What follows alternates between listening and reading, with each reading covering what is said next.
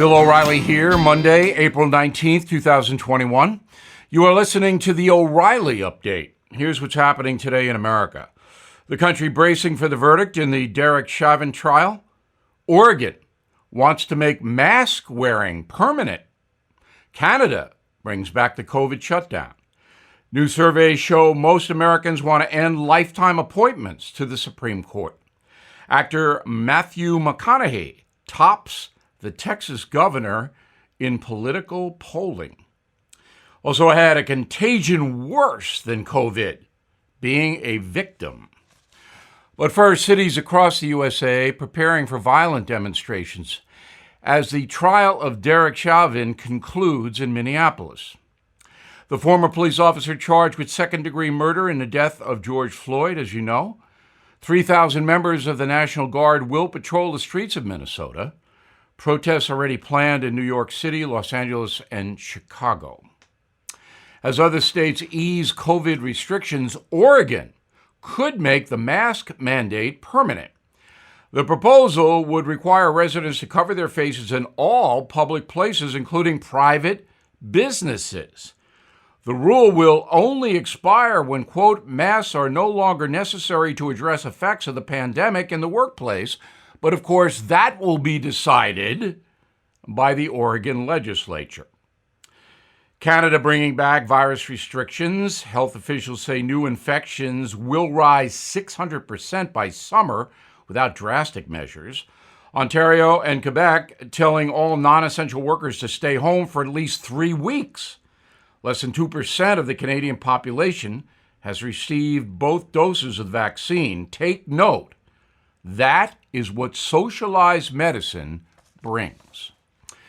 Survey from Reuters says 63% of voters want to impose age or term limits on the Supreme Court. Also, just 38% support expanding the bench by adding additional judges. Oscar-winning actor Matthew McConaughey may want to enter politics and now has a 12-point lead over incumbent Texas Governor Greg Abbott. 45% of registered voters tell the Dallas Morning News they back the actor, compared to 33% who support the governor. Said McConaughey, quote, "Politics seems to be a broken business right now." You think? In a moment, are you a victim?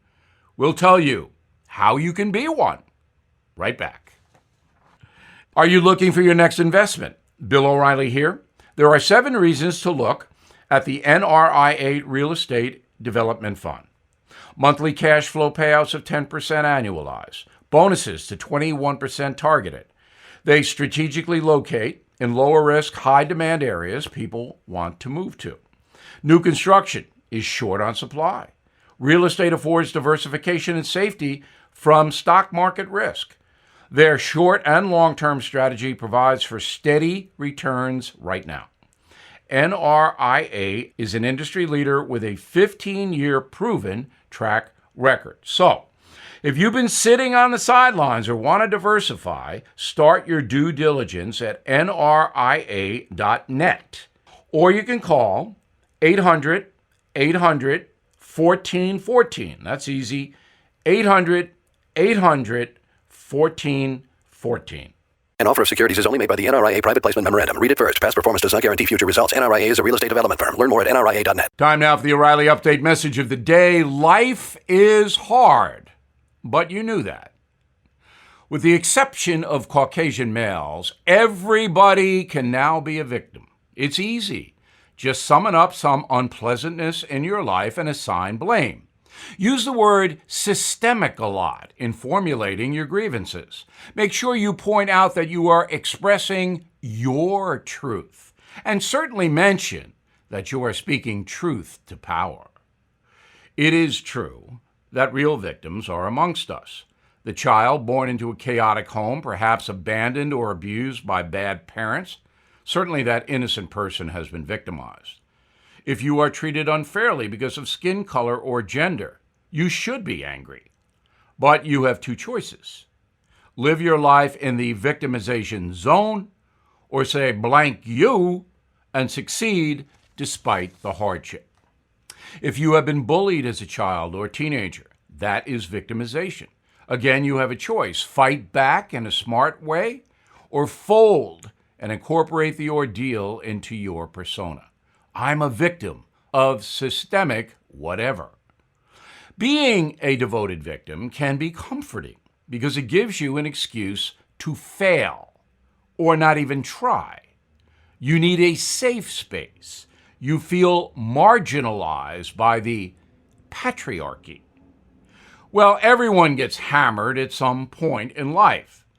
And in today's cupcake society, the victim card is being dealt all the time. But it's a bottom of the deck draw. You will not accomplish much in life constantly whining about unfairness or bad breaks. In order to achieve and succeed, you need to be strong and believe in yourself, not whimper about injustice. Americans used to be a pretty tough bunch. My parents survived the Great Depression and World War II. They lived very modestly with no personal power, but did not see themselves as victims. They knew who the real victims were: Americans who could not buy a house in Levittown because of their skin color. That's largely gone now because some brave folks fought hard for worthy change. They didn't pout on the sidelines or disrespect an entire country. They mobilized in a strong, peaceful campaign that defeated some ingrained wrongs. It appears to me that in our society today, victimization is spreading faster than COVID. It's almost unbearable on many college campuses and cable TV. Every white person is racist. Every straight man a woman hater. No non-white male has a fair shot.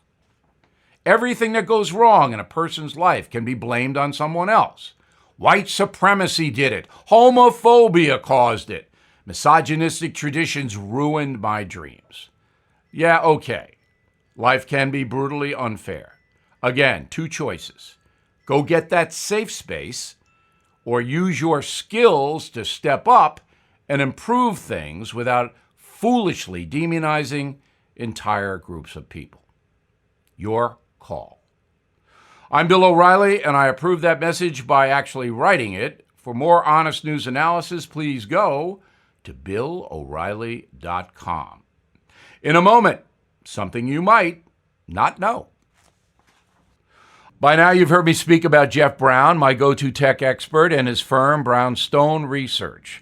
His firm called the exact peak of the dot-com boom and just issued another major prediction.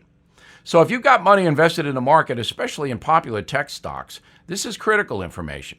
Jeff sat down with Tech Minute's Chris Hurt to discuss something shocking he believes is on the verge of happening.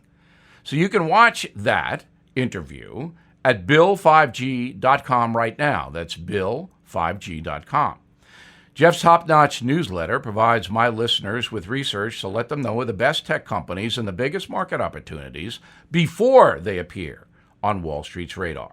It's the only way to win in the market. Jeff's track record speaks for itself. He's recommended the number one tech stock of 2016, 18, 19, and last year, 2020. His subscribers have seen gains such as 432% and more, sometimes in mere days. Watch Jeff's warning at bill5g.com. bill5g.com. Now, the O'Reilly Update brings you something you might not know. Today marks the anniversary of the worst domestic terror attack in the history of the United States. On April 19, 1995, a rental truck filled with explosives detonated outside the federal building in Oklahoma City, injuring 1,000 people, killing 168. The origin of the bomb plot started 2 years earlier in Waco, Texas. David Koresh, a self-proclaimed polygamous prophet, was illegally stockpiling weapons for the impending apocalypse. On February 28, 1993, the Bureau of Alcohol and Firearms raided Koresh's compound. The initial gunfight left 9 people dead and more than 20 seriously injured. The event prompted a 51-day standoff between Koresh and the federal government. On April 19th, Attorney General Janet Reno, under President Bill Clinton, approved an FBI raid on the compound. Tanks stormed the complex. Buildings caught fire, burning to the ground in less than 45 minutes. Koresh and 76 of his followers perished in the blaze.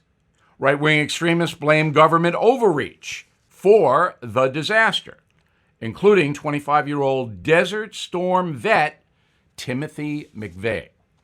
2 years later, on the anniversary of the Waco siege, McVeigh detonated a truck loaded with 5,000 pounds of explosives at the Alfred P. Murrah Federal Building in Oklahoma City. The blast ripped through the north face of the facility, destroying all 9 floors. It was the deadliest terror attack in the USA at the time. Today, it's second only to the 9/11 attack. 2 years later, McVeigh was convicted on 11 counts of murder and using a weapon of mass destruction. The terrorist was put to death in 2001, the first person executed by the federal government since 1963. And here's something else you might not know. The manhunt for Timothy McVeigh did not last very long because authorities already had him in custody. A few hours after the attack, he was arrested during a traffic stop for driving without a license plate. Back after this. How bad is your back, knee, or neck pain? Mine was pretty bad. I played 4 sports when I was younger, and it's catching up with me now. I tried a lot of stuff to manage the pain. Ointments, pain relievers, fish oil, nothing worked. So a doctor friend of mine recommended Omega XL, and here's why. The underlying cause of painful, achy joints and muscles is inflammation. The key to knock down inflammation before it causes damage is backed by 35 years of research, and that's what Omega XL does. The doctor also says, quote, I can't write any prescription that comes close to what Omega XL accomplishes. She was right. So if you're suffering with painful, achy joints and muscles, stop wasting money and switch to Omega XL. Order Omega XL now and get a second bottle free. Visit omegaxl.com/bill, omegaxl.com/bill, or you can call 800-844-4888, 800-844-4888. Thank you for listening to the O'Reilly Update. I am Bill O'Reilly. No spin, just facts, and always looking out for you.